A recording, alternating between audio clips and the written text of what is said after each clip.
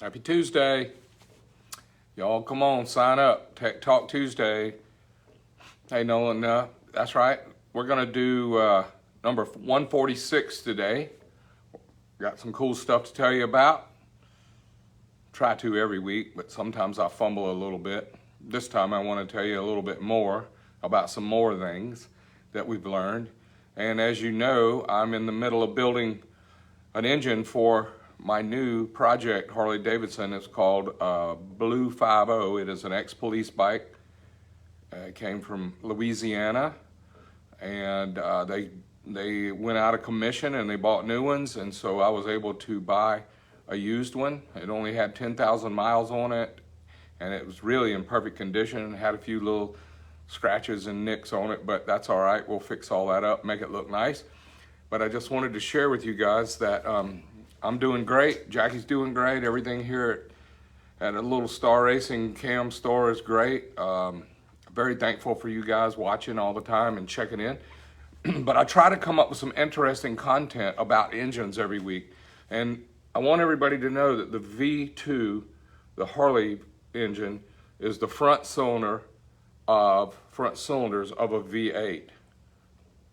And I'm going to explain why that's important today. So the V8 guys, doesn't matter what brand you like. If you're a V8 guy, an engine guy, hello Charlie, hey Steven, you're going to like this because it's about engines. And also I want to be sure to help you understand, it's got an L in it, help, not help you. I want to help you understand, hey Bruno, hey Steven, I want to help you guys understand that I've been doing it for 45 years since I was a kid.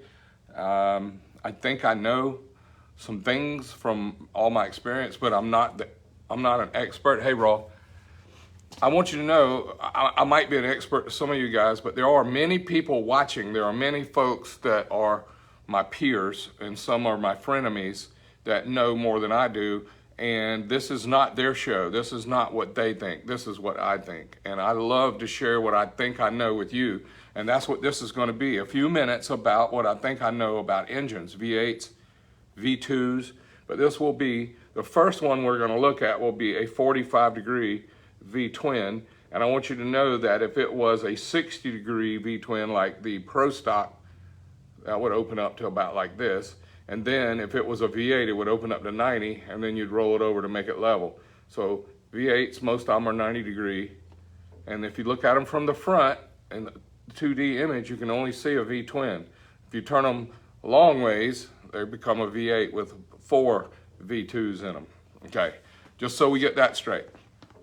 Before we get on the board, I want to show you my Cheez-It socks. Very proud of that. Everybody can't have Cheez-It socks. So people ask me all the time, what kind of socks you got on? Today, I got on my Cheez-It socks. All right, we're going to the board, and we're going to get official now with technical stuff. Here we go. Everybody pay attention to the swap. Here we go, and presto. There is, let me get rid of messing with the camera. There is Blue 50. That is Bagzilla's little brother and Buck's little brother. Hey, Yaska, David, Chad. And I'm gonna get this board in here. And let's talk about some stuff here real quick. Rolling over.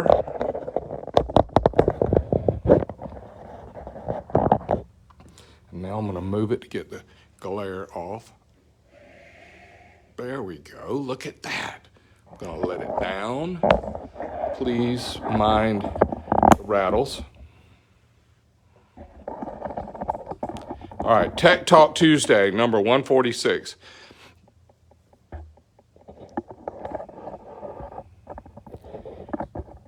All right, our V2.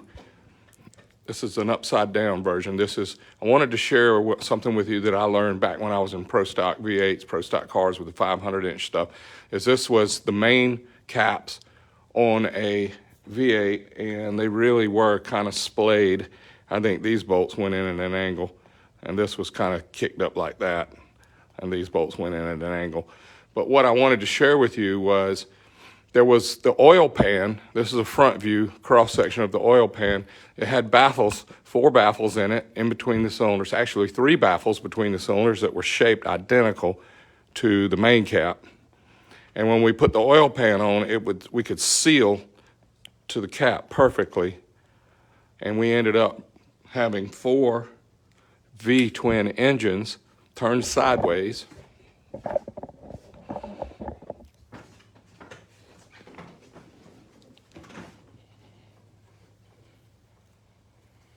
And we would try and take this one and make it a sealed chamber, the front 2 cylinders, the next 2 cylinders, the next 2 cylinders, and the next 2 cylinders. This is turning the V8 sideways.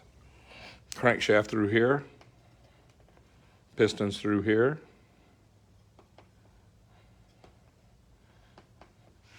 And what we did was we sealed them off to where this was one V-twin, this was another V-twin, this was another V-twin, and this was another V-twin. And it was not perfectly sealed, but what we ended up doing was we had the V-twin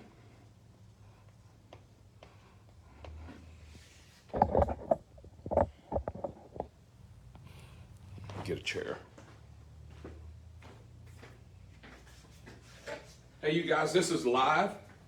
Totally unprepared. That's my way. That's my style. 146 weeks. I've been doing it this way. And it's kind of like ad lib. As you go. We just roll as we roll. Anyway, what we ended up having was an oil pan that had 4 compartments.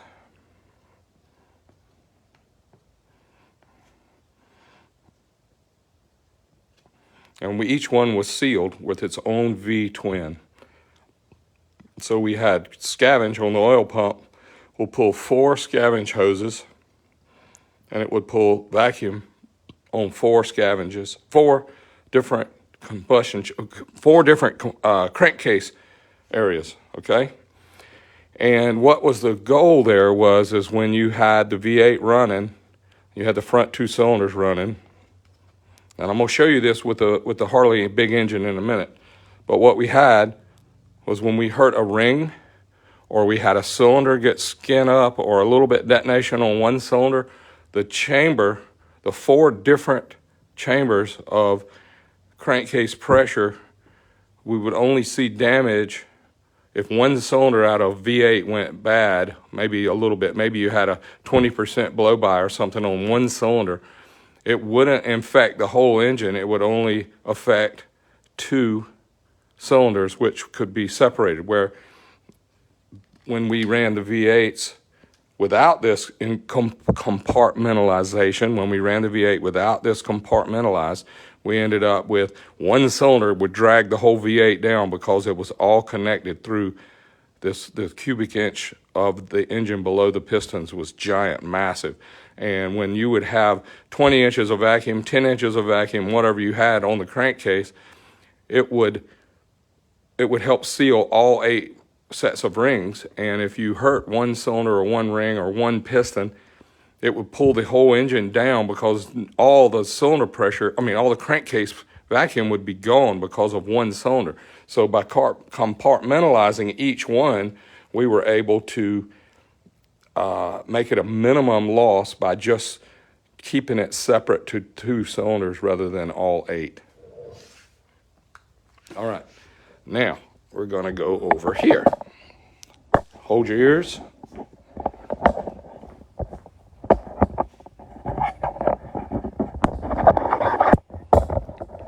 Sorry, this is sloppy production.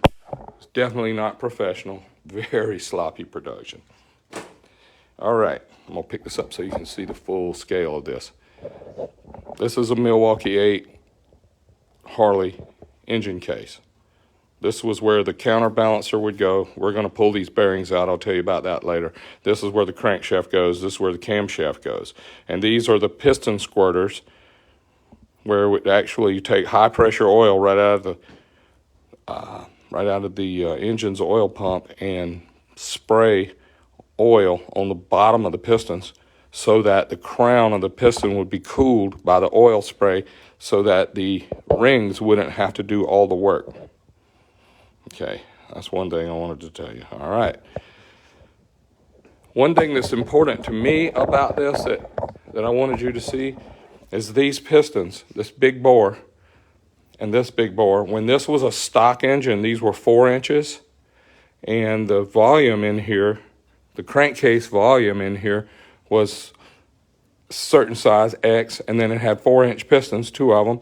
And when these pistons would go up and down like this, it's kind of this motion, and I'll show you how that is on the real engine in a minute. This pressure in here, when both of the pistons, this one would come down and this one would follow, all this air would move around. It would move over here, move back here, move over here, move back here. And if there was any excess pressure, it would go out the vent. Please remember, when the pistons turn around and go back up, it would end up being a vacuum of air trying to come from the outside going back in. So if you put your finger over the breather of the crankcase, at idle, you can feel it sucking and blowing, sucking and blowing, sucking and blowing, and it's actually got a little pulsating to it where the pistons are going up and down, and it's puffing air out, pulling air in, puffing air out, pulling air in. And that's all great at idle. But when you get under full load, full power, and you start getting some crankcase, some combustion pressure starts leaking by the rings, this becomes a highly pressurized area, and as soon as it does, your ring seal goes out the window and it gets worse.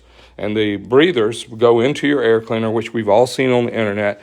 The oily mist from in here goes up through the pushrod tubes, up through the cylinder heads, and it starts leaking over into your air cleaner. So that's why we like moving the crankcase breathers out of the air cleaner. And Mike Beelan sells a nice kit, Trash sells a kit, a couple other guys sell some kits to go on the transmission cover to get breathers out.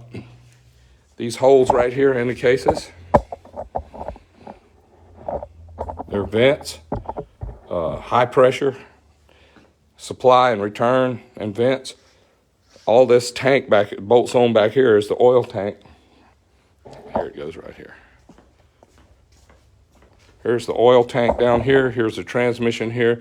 And these are all the transfer passages to get to the oil pump so that we can pressurize oil to the engine, return oil back to the tank, and also have vents. And this is all interconnected into this. That's why you've seen some guys with transmission kits, breathers to go on here. Beelan's and a couple other guys have their vents right here just to keep it from going through the air cleaner and going back in the engine, which is a great idea. Now, let's go over here to the real deal.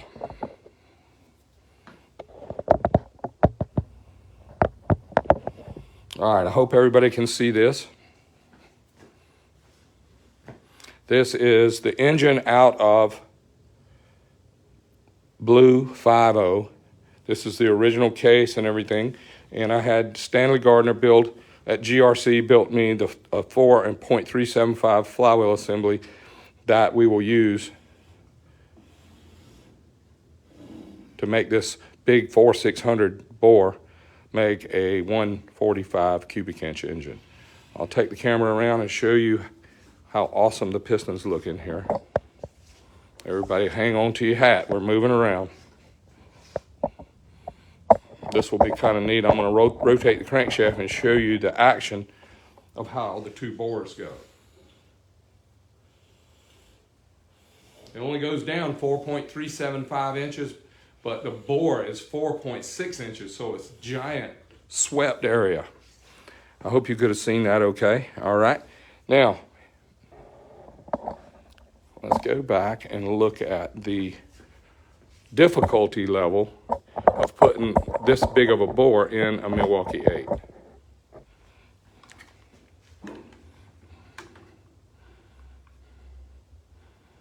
I've done a couple videos on this so I could show you guys, but I want you to see that the pistons want to hit each other when they get to the bottom. And I want to say too that the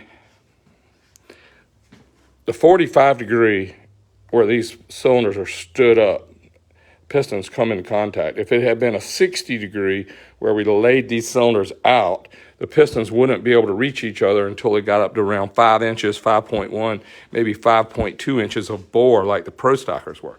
Also, I want you to know that if this was a V8, these 45-degree cylinders would be laid open at 90 degrees. So therefore, the two pistons, no matter how big they are, they will be so far apart that there's room for a lifter galley, a cam bore, etc. And our cam bore is in here behind the crankshaft. It's on this side right here, which I'll show you too. All right, I'm gonna try and get this in closer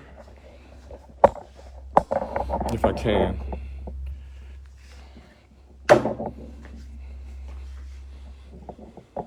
See how far down? Oh man, I'm shaking it deal. I really was trying to be better than this, y'all. I'm sorry.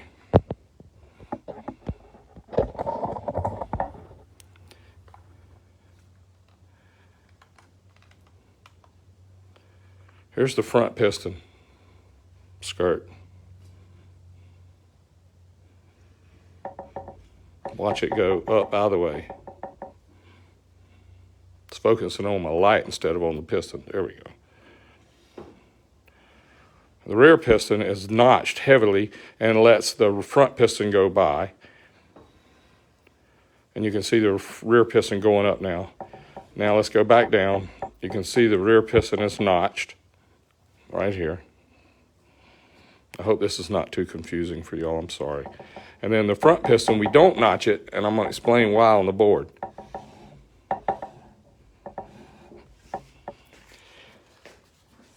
This is the 4.37 crank that comes in a 107. The 4.5 inch stroke crank comes in the 114s and the 117s. So this is a big bore version. I think the stock bore is 3.9 something, 4 point something on a 114. Maybe it's a little bit bigger on a 117, but I don't have those numbers right off the top of my head. But now I'm going to go back to the board and show you an idea about what's happening with that.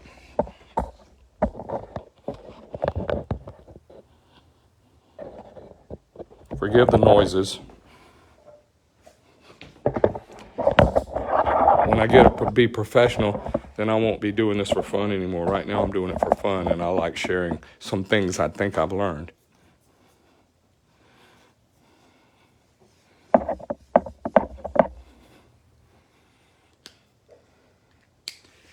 The front piston and the rear piston and the crankshaft goes this way.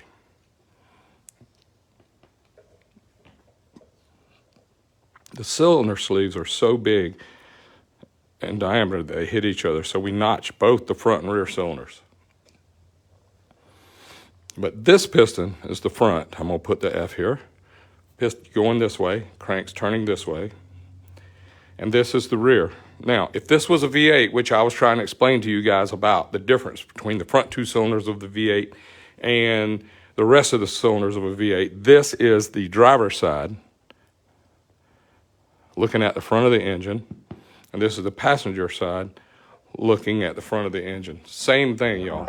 This is the same show. All right.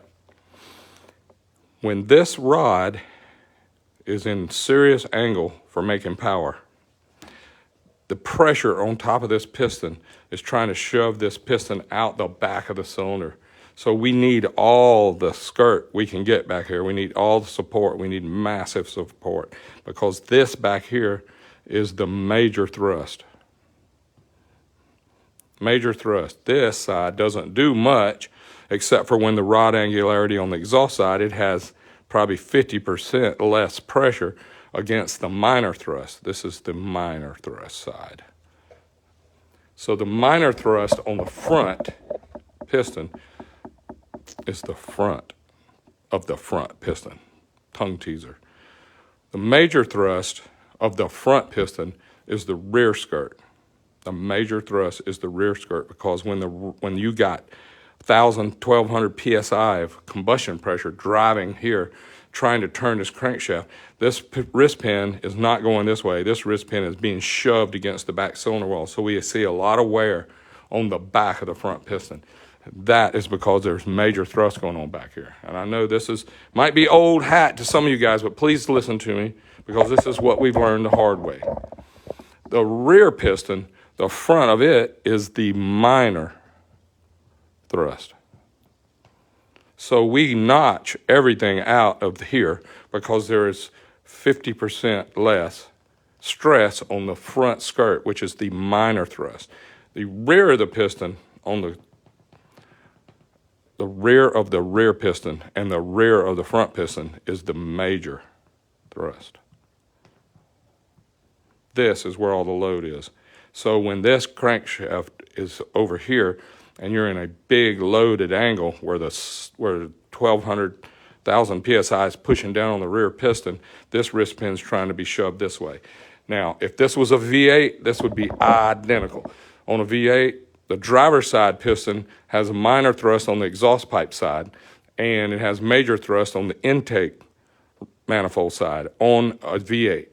On the rear, the passenger side of a V8, the minor thrust is on the intake side, and the major thrust is on the exhaust pipe side. We learned a lot about V8s in our career, and we learned a lot about the V-twins in our career, and we've been able to translate that stuff to be of an advantage for us to learn a little bit faster. And I'm not saying that anybody doesn't know this. Most engineers know this kind of stuff, but it's got to be considered when you see a company, big companies, Wiseco, S&S, CP, some of the big major piston companies, when they sell you a big bore kit for your Milwaukee 8, they put a notch on the front and they put a notch on the rear, and then they have valve pockets that are the same size on the intake and exhaust. And what that does is that lets them have one part number so the piston can go in either way, centered wrist pin, same pockets, intake and exhaust. So this piston could be turned over and put on this side, and this piston could be turned over and put on this side, or you have one part number for the front and rear if they're both notched. You take this one, turn it over, and it fits on that, on the rear. You take this one and turn it over, and it fits on the front. It gets rid of 50% or more of their part numbers, but a really nice, high-quality custom piston will be made the best front piston that it can be, or the best the best driver's side piston it can be, and a real high-end custom piston, I'm talking about for a V8, a real high-end custom piston for a V8 would be the passenger side would have a special piston with the minor and major thrust figured into where it goes on the engine versus the valve pockets. Doesn't get sold, doesn't get talked about, kind of gets skipped over, but this is the things we learned over the years. And it doesn't cost more to know this. It doesn't cost more, really, it does for the manufacturer, but he shouldn't charge you more for four passenger side pistons and 4 driver side pistons to be a custom set for your V8. He shouldn't charge you more for a front piston to go in your Milwaukee 8 and a rear piston to go in your Milwaukee 8. This is what you get when you buy high dollar stuff. So the guys that are selling them, they might not even have a 4.600 piston in any engine they own because they're really good salesmen. And this is an opinion that a friend of mine gave me the other day. He said a high-performance parts salesman doesn't know. You call him up, you say, hey, I need pistons for my blah, blah, blah. What do I need? And he's going to look on his computer, and he's going to look up that bore size, that engine type, and he's going to look up what sold the most numbers. This one guy that didn't know what he was doing ordered 100 sets. That's the best seller. So you get that guy's information. The one that sold the most is going to get recommended. And the guy that sold the least might be the fastest, might be the best.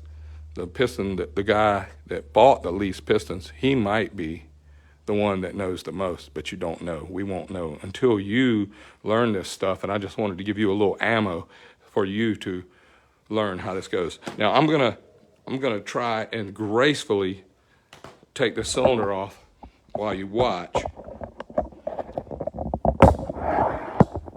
And let's talk about the piston. No guarantees here. I'm gonna try, all right? So laugh at me if I goof up. And if I was checking deck height for how high the pistons come up, I would do a better job with base gaskets and maybe with you know, the correct nuts and spacers and washers here, so that I could do this a better job and make it more real. Please be kind.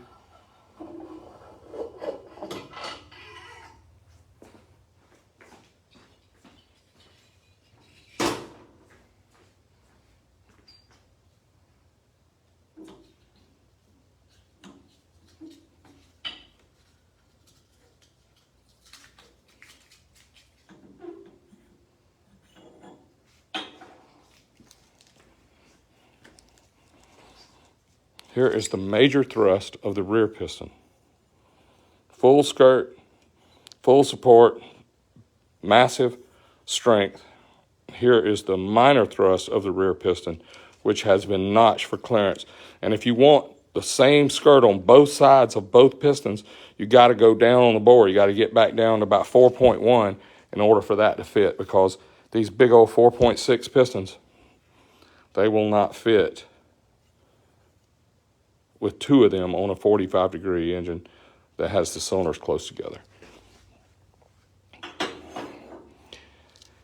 Please remember, guys, this is me talking about what I think I know. This is not me trying to prove anybody wrong, okay? It's just an idea, like a big block Chevy, 565, 582, 598, 615, yep, that's exactly right. Just a little more stroke on some of those big ones. But anyway, I wanted to tell you guys again, thank you so much. This is maybe a little bit early closing up, but kind of ran out of the cool stuff I wanted to tell you about. Look at this major and minor thrust. That was like somebody had a fight, doesn't it? Anyway, we'll do some more next time. Glad y'all could come in and see and talk to me and watch this. Let's watch this piston go down again with the no notch. Look at how much piston is exposed here now. That's not for clearing here. That's for clearing up here when the cylinder pressure is massive. It has a full skirt like this on the front piston when it's up there in the high pressure area. God bless y'all. Have a good night. Thank you for watching Tech Talk number 146. Next week is 147. And I'm going to keep working on Blue 5.0 and keep going. And I'm going to show you more, and hopefully it won't take me a lot of weeks to put this together, but I'm going to share it with you. May y'all have a great night. Thank you for watching. May God bless y'all. I'm so thankful for y'all to come in.